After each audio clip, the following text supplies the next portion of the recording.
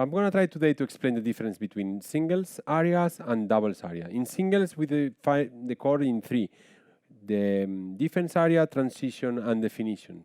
In doubles, we go and put 4 areas. And the one that we play the doubles, that is that we do the returns.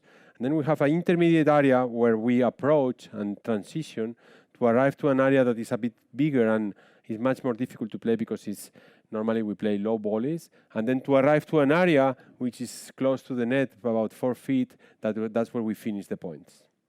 There are 2 areas in doubles that you can play more than one shot, which is number 1 and number 3. When we are in number 2 in transition or in number 4, it's a must to play only one shot. In this one, because we can be in an area of nowhere, and in definition, because if we don't finish that ball, and then we're going to be in trouble and they're going to hit us. So those areas, one shot. So in our academies, normally we are famous for the type of training that we do is divide between controls, drills, and match play. So here, we're going to create a match play situation where we're going to return, we're going to approach, we're going to volley, and we're going to define the point. With that, we're going to divide it in 4 drills. Okay, we're famous for the drills where we do a lot of repetitions and we create the right habits to go from area 1 to area 2, area 1 to area 2, and then 2 to 3, and then 3 to 4. And we're going to work on that, and then we're going to put them together.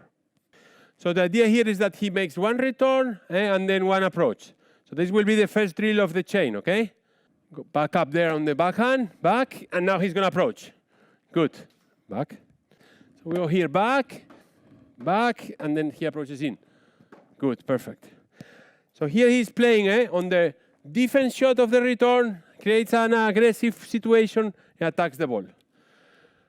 Now he will play the attacking and the first volley, which will be a first low ball.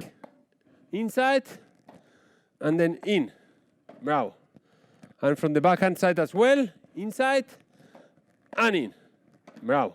This is very good because the coming out and generating the power from the back leg, transferring towards the front leg, it changes the speed of the situation, transferring the weight and then being able to volley. We can do it a bit more far as well, but this is really good exercise for the people to receive the ball. So the third exercise will be, he will be standing inside the core on area number 2, inside on number 2, and he starts to volley from there. He'll volley very low from there, and then he continue volleying until he arrives to number 4. 3 and 4, very good, and backwards. And 1, vamos, back, 3 and low. Good, and in again, come on. Low, in, and winner.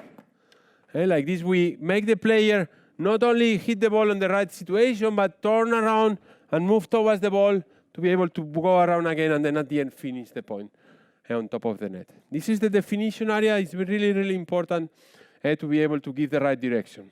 And the last exercise will be the full drill, like we were doing before, but just in a higher speed.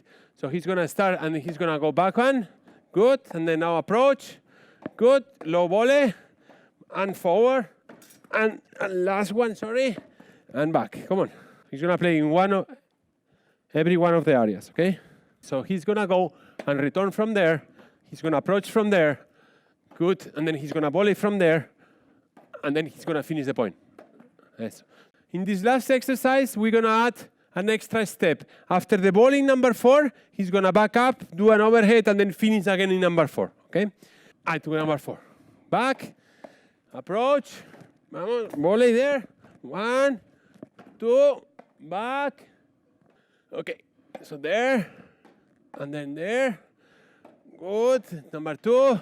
Come on, 3, and in. Vamos, back, and in strong. Come on, very good. The student here has started receiving the ball, approaching, low volley, definition, back up again, and then definition again, which is the most important thing in doubles. Remember, we start this exercising saying that we practice doubles to improve the singles. When we have to do this with the length of the core, become much more difficult for the student to be able to do it. So that's why we need to practice it first in doubles, and then we will use it much easier in singles.